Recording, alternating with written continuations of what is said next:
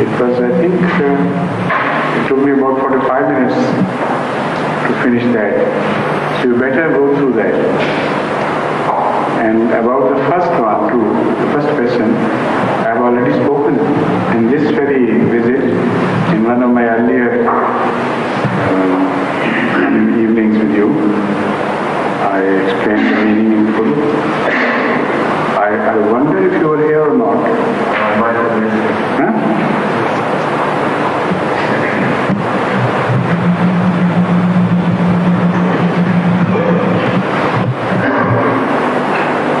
So sometimes there is complete quiet on the ladies' side. They have finished, they seems their presence altogether exhausted. And even the professionals are quiet today. Yes, I was watching you and I said that.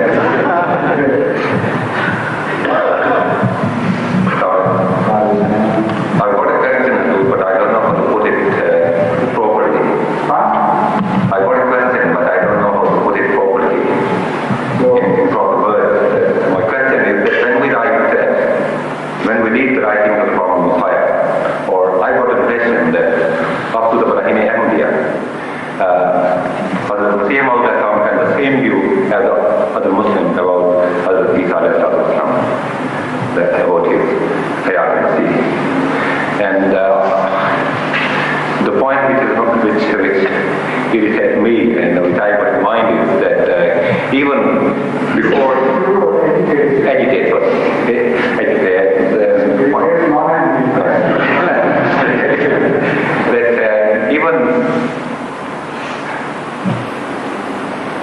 before his claim, his interpretation of the Holy Quran was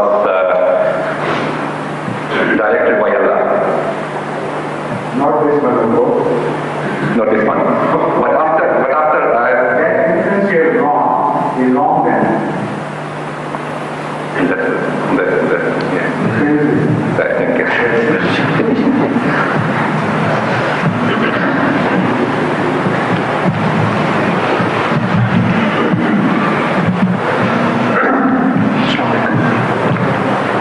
You must be aware that recently there was a lot of discussions and a kind of a split in the Roman Catholic and Protestant clergy about the virgin birth of the Islam. So that one-third of the clergy was not contributing to that faith. And recently a bishop was consecrated on that issue. They could not stop the consecration of that mission.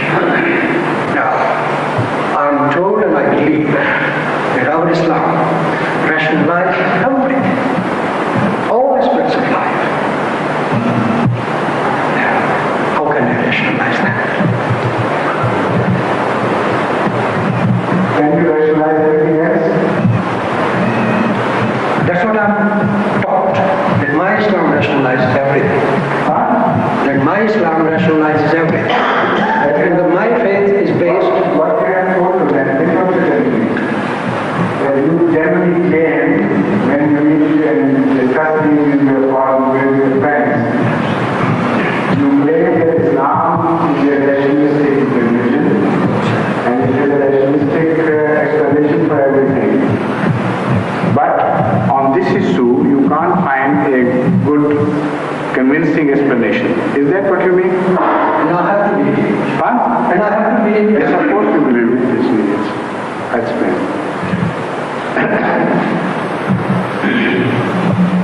The fact is that if you understand the phenomena of creation of life fully, then you have a right to discuss this subject on the question of rationality or otherwise.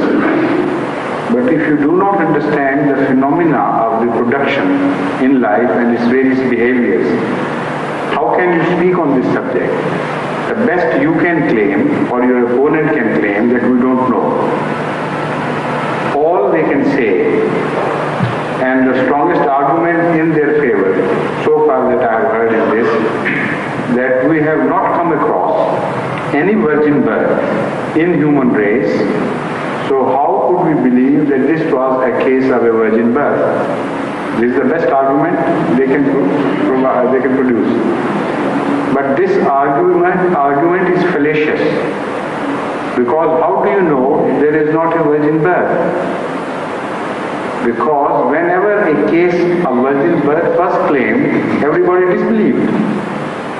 And there was no instrument available to the people of that time to really ascertain whether the claimant was right or wrong.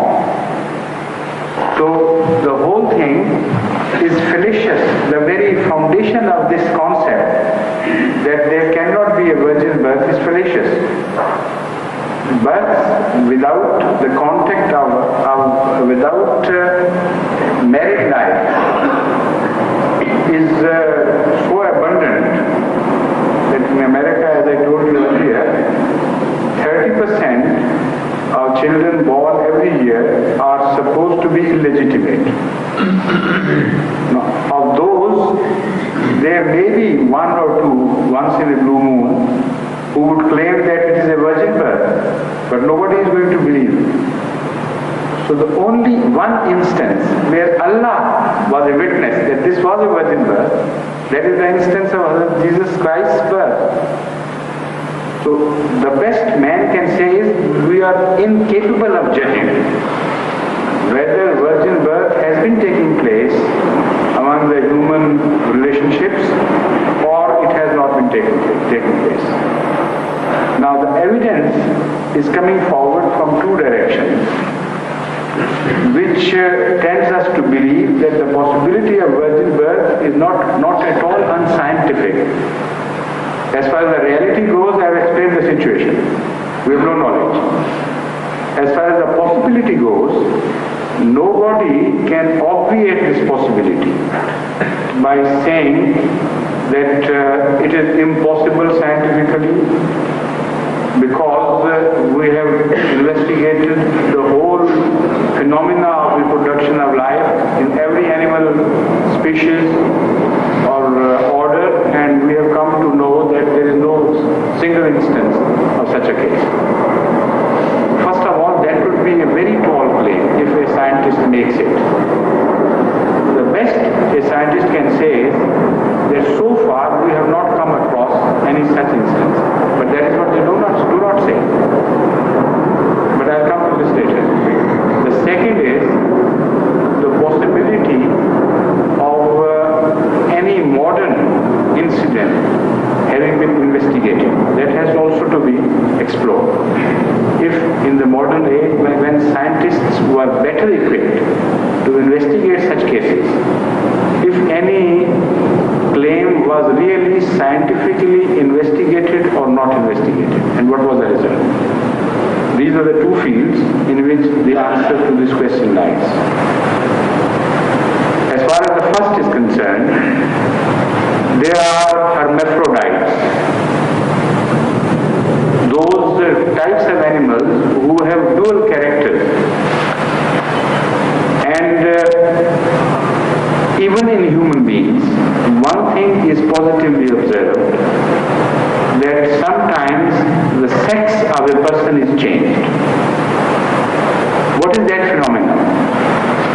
If you don't know, I'll explain further, then you will understand what I mean and what relationship it has with the hermaphrodite or some other types of animals. Although man is single-sexed, the Homo sapien animal man, human beings are monosexual.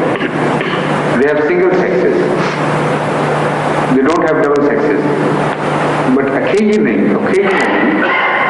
we come across certain freaks of nature among human beings. And these people have dual sexes. But as long as both the sexes remain developing, they adversely affect each other, with the result that neither of the two is capable of fully developing. When the surgeons come across such a case, they ask such a person of his choice. They say, would you like to be a male or a female? Or perhaps they see and examine the case and then advise that according to our examination, your male parts have more developed and have a better chance of survival than your female parts, or vice versa. So whatever the method of decision, once the decision is taken, what happens is that doctors operate upon that person holding dual sex and removes one part and lets the other to develop freely without any competition.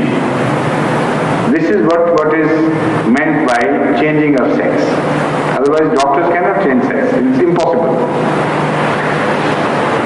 So that shows that there is a possibility of some human being having both the sexes together.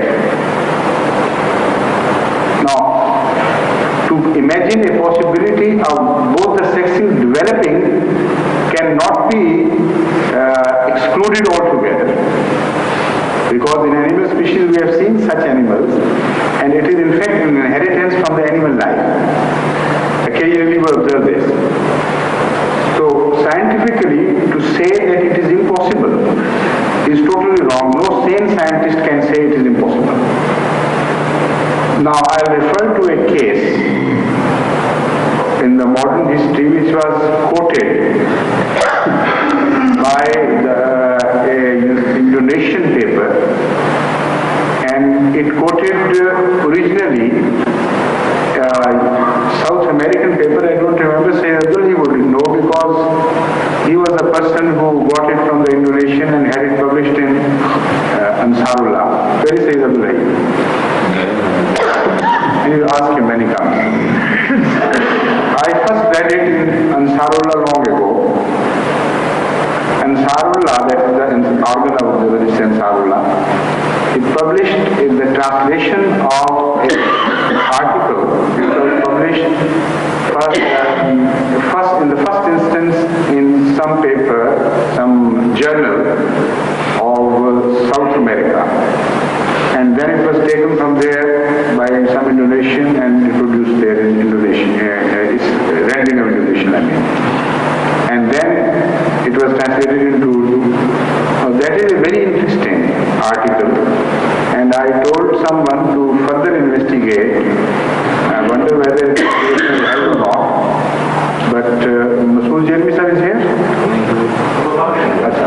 When he comes, you better tell him to find out from Sayyid Abdullahi or write directly to Majlis Ansarullah to find out in which issue that article was published, and then to write to America, to the nearest Jamaat there, to find out if they can get a copy of the original magazine in which that was published, because that's very important. Now, the article said that in one of the South American countries, a girl got pregnant who was apparently a very gentle and straightforward, honest girl. Now, on top of that, in that society, it was not at all something criminal to give birth to an illegitimate child. It had become so common that no girl would take the pain of denying or inventing stories. There's no point in it anyway. And they were given the full rights, all the illegitimate children, and the government looked after them and everything was available. So there was no point anyway.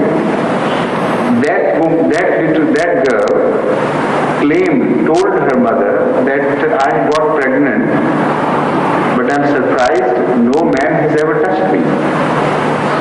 So the parents, knowing the habits of their girl, they took her seriously and got her investigated, and the doctor said she has conceived all right, but this is a claim she is making, we can't believe it. But she insisted so much that they started further pursuing it and contacting other authorities, medical authorities, and to invite their attention to this case. until this case was given so wide publicity that some American experts also started taking interest in this case. And when the birth was ultimately given to a baby, it was a girl, all the doctors were attending. Many doctors, not all, but many doctors of repute were monitoring the case, and they were ready for all sorts of investigations. Their verdict is the one to which I am referring now. It was very strange. The verdict was that we have examined the chromosomes of the daughter girl, baby, and we are surprised to find that there is not a single trace of any man's chromosome having been present here. Both the chromosomes are entirely belonging to the mother.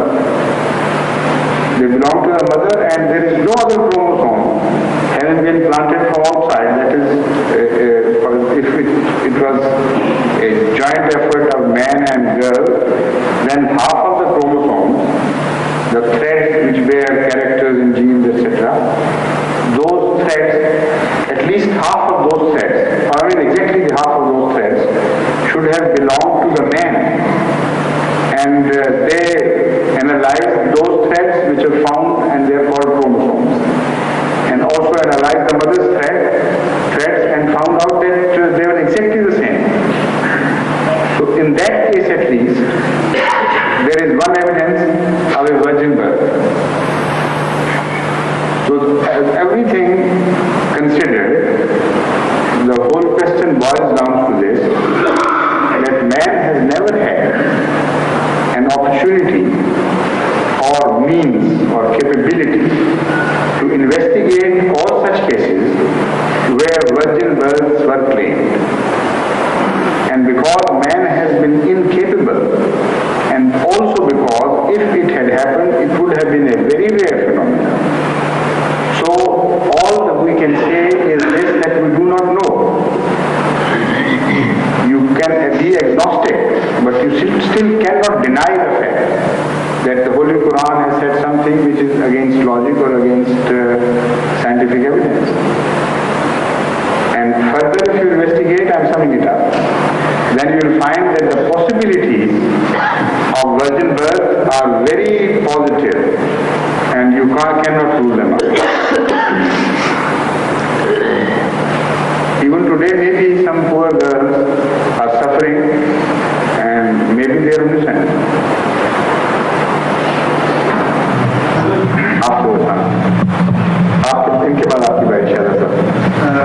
May I mention there an instance when I was working in a hospital, Lahore, rather when I was a student in the early 60s. I did not see this operation myself, but I heard from my colleagues that there was a man who had some unidentified illness in his abdomen, and they couldn't diagnose what it was. And when they operated upon him to find out, they found that he had some female organs, uterus and ovaries, at an advanced development in a full-grown man. So it is a possibility to get a right home and find out the data, the official data from the hospital. Write down this. Very important. You must write down this. There was one article in, I think it was one of the Nigerian papers, and paper. Some scientific report was published once on this issue, and there was a debate going on, and many known scholars who knew the subject were of the opinion, and they also supported this with their own scientific evidence that it is possible. It was some time ago, and Maulvi Naseem Sefi Sahib would remember it. Yes, in the conference also there is something. I have found here. So that all this data should be collected together in one place. Sahib, you take note of these things. Now I'm coming to the more interesting part, the treatment of the Holy Quran of this subject.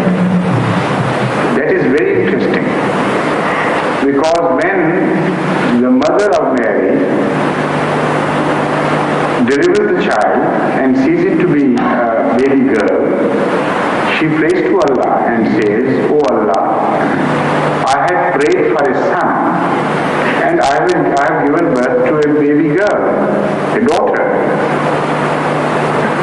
From that it appears that she was given some sort of impression by Allah that her prayer had been accepted.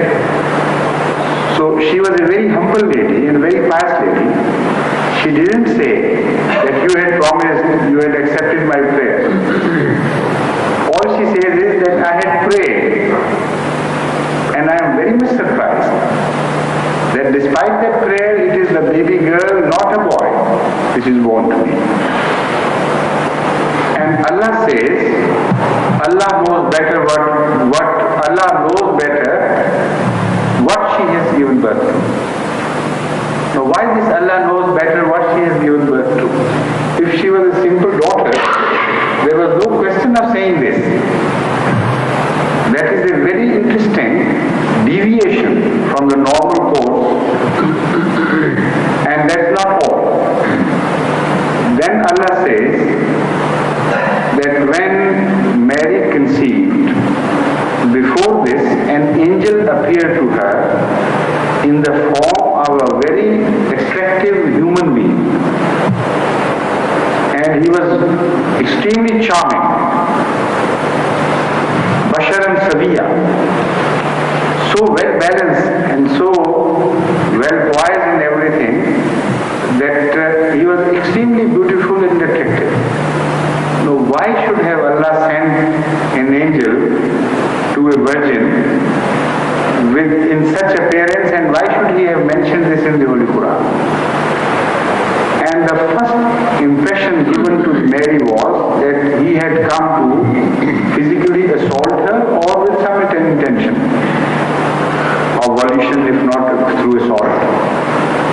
And she was definitely agitated, because when he said that I give you glad tidings of a son, she says, neither my mother was a bad woman nor I am, and I seek Allah's refuge from you. That shows that she was definitely excited and agitated, and she wanted Allah's refuge from such a man. While she was an angel only, it was an apparition of a man. Then he explained things and disappeared. But that immediately after Allah says, then she conceived. That shows that if she was already provided with this internal apparatus, that was the reason why this apparatus got excited and agitated, and something was released within. Now, it is again a scientific observation that once either of the two develops fully, the other automatically diminishes and dwindles. And if the uterus had some sort of apparatus which also provided the male part of semen, and if it had discharged, I mean this is all in ifs, and she had conceived, science would tell us that then from then on at least, definitely the other part will disappear and dwindle off. So the treatment of this incident by the Holy Quran is extraordinary. It is not, if a man had created such a story, he could not have added these things, because he had no idea that scientifically it was possible and these things happened. So the Holy Quran's treatment plus the scientific evidence, they coincide and concord with each other. So this is why I am quite certain that it was a virgin birth, but it was not an unnatural birth. They are two different things altogether. No, please. So it has been scientifically proved by scientists 2 years ago that virgin birth is possible. In the University of Manchester, they were making tests, and they were testing the female sperms. And scientists was astonished that all of a sudden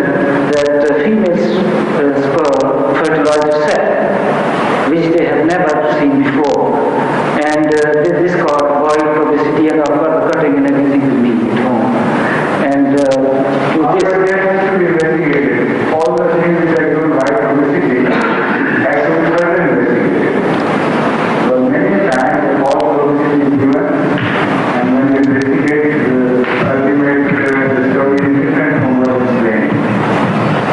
Well, so I read it and I fully agree with you that you must have read it. You better give reference to this paper when it was published to Mubarak Saki, and will further investigate it. Right. Thank you for this lead anyway.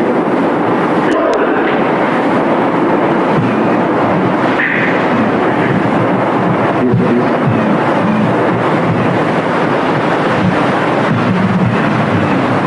So it's the past experience of many Ahmadis when they asked Huzur to suggest a name, Khalifatul Masih, for the unborn son, and as a Khalifatul Masih suggest either boy's name or girl's name. So is it before space?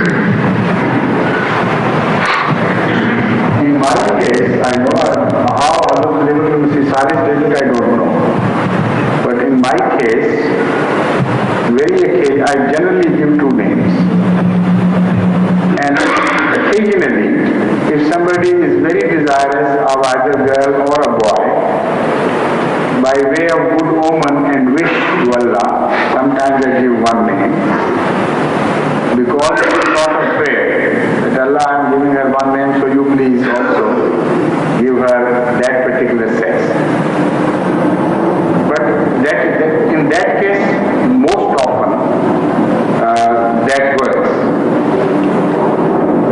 But I can't do it in every case. I can't decide it. Sometimes this year of the moment it comes to me. But there is a third thing which is very important. Many a time it has happened that by mistake I have given one name. Without realizing that I have done it, I wrote one name and forgot the second one. And in such cases, without fail, it was always the same sex of which I had given the name. It never changed.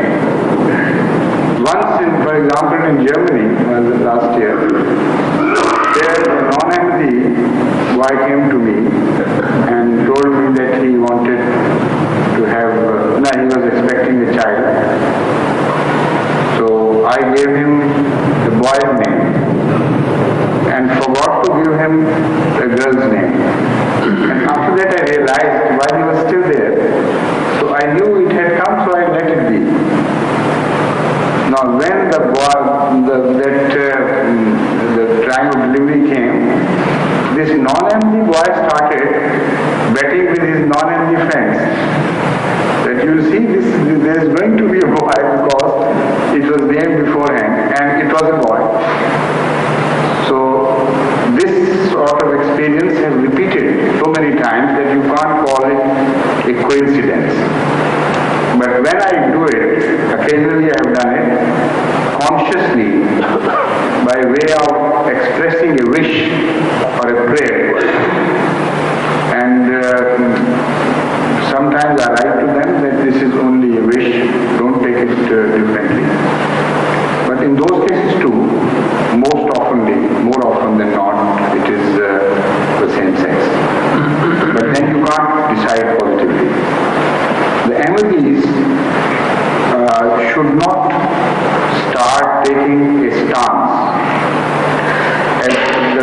Should not start taking the stance that this is from Allah a definite verdict and it is going to be fulfilled like that. They must first ask me before starting on this course why I did it. If I tell them it was a dream from Allah, if I tell them it was a decision of the moment without my control, then there is a possibility of course. But unless somebody is positively told by Allah, this issue of betting and things, this is just sentimental and I don't advise it. Because there is always a risk. Allah is, of course, the owner, the proprietor and master. You can't order him about. If he doesn't desire to fulfill your wish, he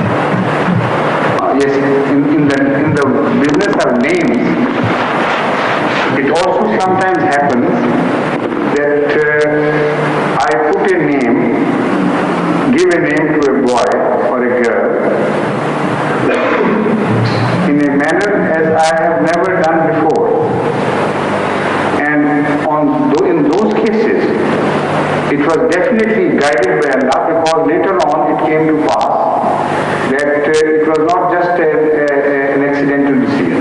I'll quote two examples.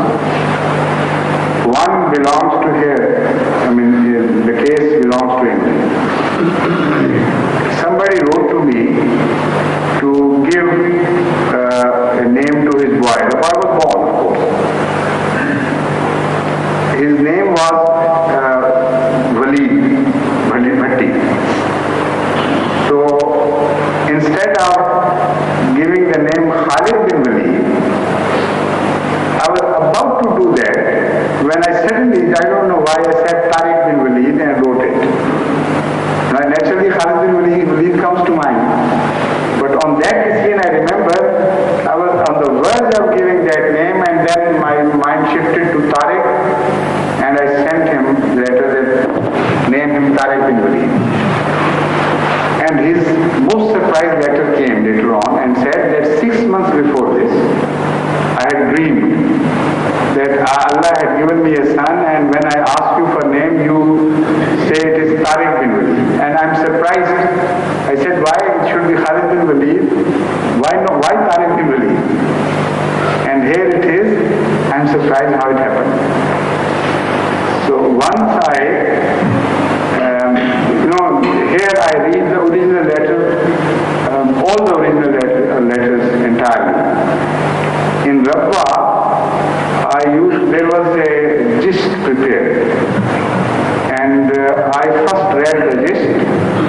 Then from that I guessed that certain letters were worthy of reading entirely. They may have some more which might have been missed by the person who has prepared the gist. So it was a reasonable percentage from one of the letters were read by me later on. First I read the list and the summary. Then I shifted to the letters which I had marked and then read them. So in one case, somebody had written to me that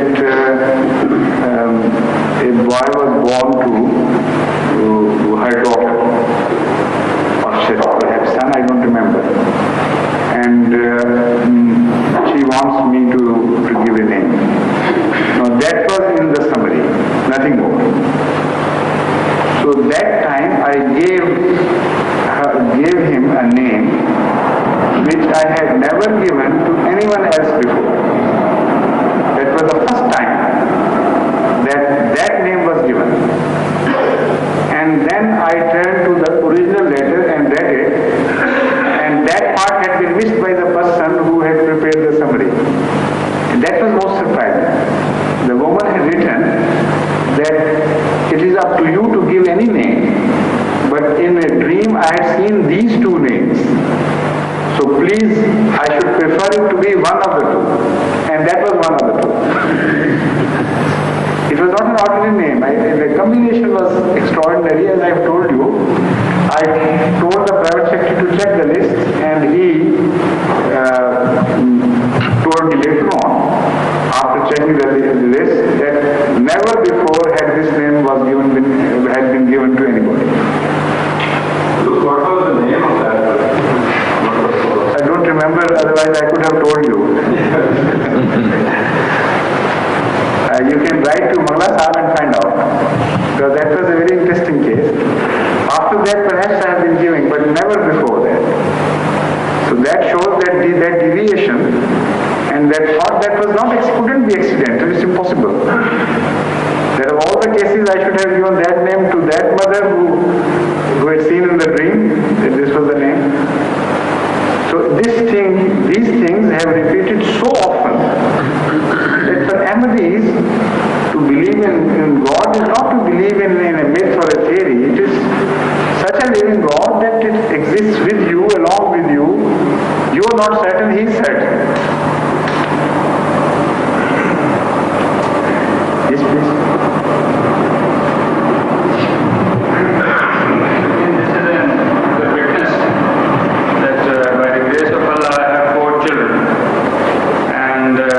When my fourth child was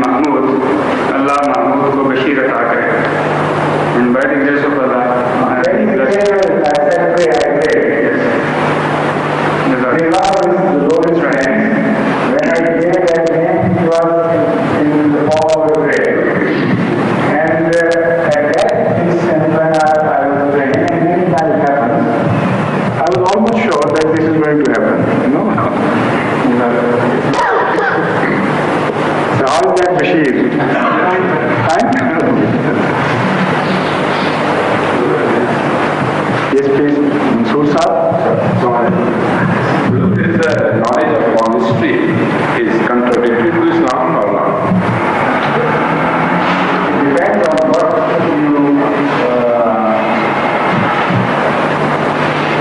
what type of palmistry you are referring to. It all depends. There could be a part of palmistry which may not be contradictory to Islam. And some aspects of palmistry are positively contradictory.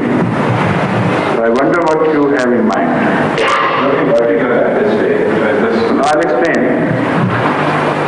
If by palmistry it is said that there are certain lines on the hand which tell of a fixed future, which can never be changed and which can be foretold by others, that is wrong. That is totally wrong. Because we have seen things having been changed by prayers, and that type of fixed future is not the Islamic concept of decree or fate. So because it contradicts the Islamic concept, automatically it is contradictory to Islam. But as a scientific branch of study of human nature's relationship to its physique, this is a valid subject. And it has authority from Hazrat Muhammad Mustafa Sallallahu Alaihi Wasallam himself. The study of one's features and to find out what sort of man is within. The study of feet and particularly sole of feet, and to declare whether this son belongs to a certain father or not. All these things have their roots in traditions and are also very logical and rational. So physiognomy is also a subject in which by studying the features and expressions of eyes, etc., you understand the type of man he is. So when you meet a corrupt man, it is not at all difficult to find out. I mean, if you meet, for instance, a pious man and a corrupt Haneda, can you be confused about which one is the pious man and which one is a corrupt Haneda or a corrupt Patwari? Their faces are different altogether. The criminals have a different expression, but those who are constant criminals, they have very fixed expressions. The occasional criminals sometimes deceive you, but the constant criminals who daily in their life as a routine do something against their conscience, and when the conscience dies against everything which is human, and they go on doing that. So those faces are very prominent. So physiognomy is a very important subject, and so the hand, the shape, the bearing of the hand, it tells quite a few things. For instance, Sherlock Holmes is built on the study of this. If you are an artisan, what type of work you are doing is imprinted on your hand. And if you are a lazy person, your hand is different. If you are artistic and poetic, your hand is different. If you are an ordinary laborer, then the type of labor would decide what sort of hand you should have, and so on and so forth. So also the softness, the bleakness, or the general color and fullness of hand and its contour, they also have some bearing on the nature of hand. So as I told you earlier once, this happened in England long ago, that in a party I claimed that palmistry is wrong. And I also claimed that despite knowing it and despite claiming it, I can study your hand and tell you things better than those who believe in palmistry. So one of them, Mr. Ian Call, who is now in BBC, some high up, he was also present in the party. And people started saying, let's read our hands, and almost after I had read half, they started crying and shrieking and saying, "Oh, stop it, and it's enough." Because I knew them, and I knew their hands and the character, and it was not difficult at all. In fact, it was not just a lonely hand, because I had talked to them for a while. We were together in the party. Even those who had met me for the first time, I had got the measure of them, what sort of people they would be. And then I judged things, and sometimes I said things in equivocal terms, which would work both ways and so on. So this Ian, his experience was the most interesting. But because I have named him now, and that experience is of a personal nature, I shouldn't divulge on it now. That is not right. But he told me